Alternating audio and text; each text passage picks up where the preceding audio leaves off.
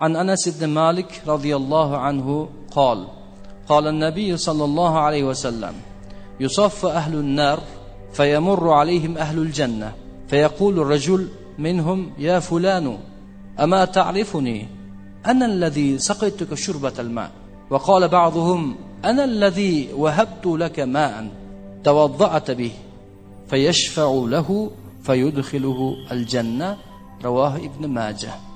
Qiyomat kuni do'zax ahli saf tortib turar ekan. Jannat ahli o'tadigan yo'lning chetida do'zaxiylar turadi. Orasidan jannatlar olib o'tiladi. Do'zax ahlini xor qilish uchun, jannat ahli ko'proq shukr qilish uchun.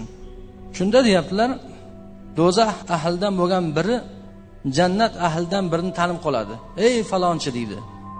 Meni tanimayapsanmi? Men senga ichgani suv bergan edim deydi ekan. Boshqa bir esa boshqa bir jannat ahliga ey falonchi men senga suv bergan edim, sen unga tahorat qilgan eding deb yordam ilinjida zorlanar ekanlar tanib qolib. Shunda jannat ahlidan bo'lgan kishi Allohga duo qilib ey Robbim bu haqiqatda menga tahoratimga suv berdi. Men tahorat qilib senga ibodat qildim. Bu bandangga rahim qil.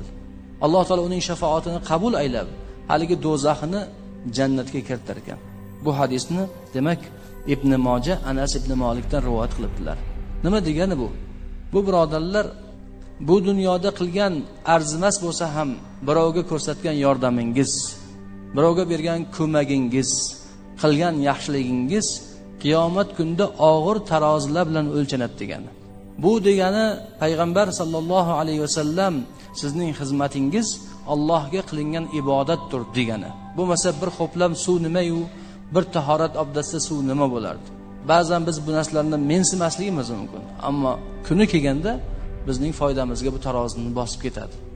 Bu degani kim bo'lsa bo'lsin, u musulmonmi, musulmon emasmi, u inson avvalo. Biz insonligi nuqtai nazardan ham aka-ukamiz. Chunki otamiz Odam, onamiz yerdir. Bu tuproqdir. Yoki Havvo onamiz shu jihatdan Allohning bandasi ekanligidan ham ularga yaxshi muomala qilinadi.